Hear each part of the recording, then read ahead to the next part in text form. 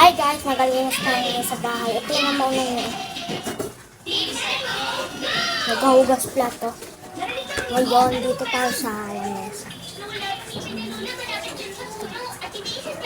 Maglilinis na muna po ako ngayon ng gamit sa lamesa. Ang mamaunang nyo nga po pala, naghuhugas ng plato. Ako nga dito, nagliligpit ng gamit sa lamesa. At yan na nga po, malapit na ako matapos sa lamesa. Nililigpit ko na nga din po yung coins. Nilalapag ko na nga din po pala ang bariya-bariya sa lagay.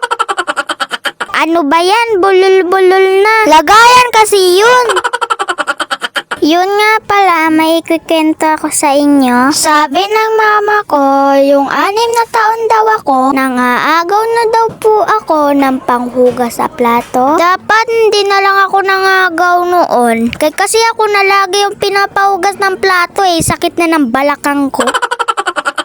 Pero joke lang, kailangan din natin yun matutunan para paglaki natin, di tayo mahirapan. At syempre, makakatulong pa tayo sa mga magulang natin. Kaya kahit mga bata pa tayo, dapat marunong tayo mag-observe kung ano ang kinikilos ng mga nanay natin para hindi tayo lumaking mangmang at walang alam. Kaya kaway-kaway yung mga batang katulad ko na marunong ng kumilos sa mga gawaing bahay. Ang sarap kaya sa pakiramdam na may natututunan ka. Dahil madadala din natin ito hanggang sa ating paglaki. Balik muna po pala tayo sa ginagawa namin. Habang naghuhugas sa mamaunang nyo ng plato, ako naman ay may inayos sa may ilalim. Dahil maya-maya lang, doon na tayo sa taas mag-aasikaso. Dito muna nga po ako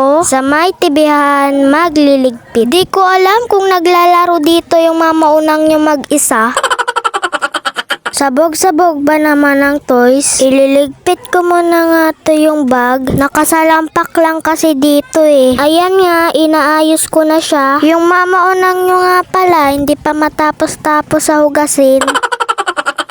Nilalapag ko muna nga po yung gamit bago ko sila iligpit. Hinahalongkap ko na muna nga po yung gamit. Pinapangtingnan ko po kasi ito. Yung mamaunang nyo po palang tagal maghugas ng plato. Kanina pa po yan siya dyan. Kasi po madami din po kasing hugasin. Minsan nga ako lang napapahugas dyan Yung mamaunang nyo kasi minsan napapaupo lang Ayan nga po, may kinukuha nga po pala ako, yung plastic. Lalagyan ko nga po kasi ito ng flower na maliliit, yung gamot sa ubo. Ilalagay ko na nga po pala, kaso napatingin lang ako sa TV Basa kasi ang loob ng bagbag ng mamaunang nyo. Kaya kinuha ko na plastic agad-agad. Kaya yung flower na gamot sa ubo, natuyo na din Hindi ko kasi alam yung tawag doon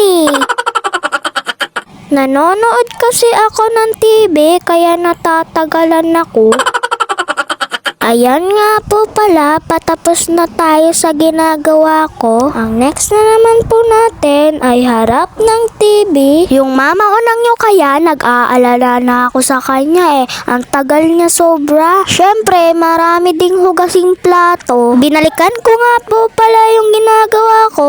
Tapos na ako maghugas ng plato, siya hindi pa. Nililigpit pa din siya. Look niya siya. Uy, look. Oh, hindi pa siya tapos magligpit. Sabi kasi sa'yo, sa plato ka, ako sa linis.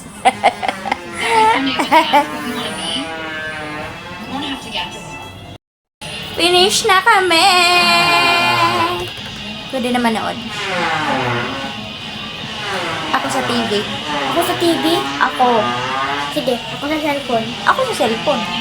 Saan ka ba?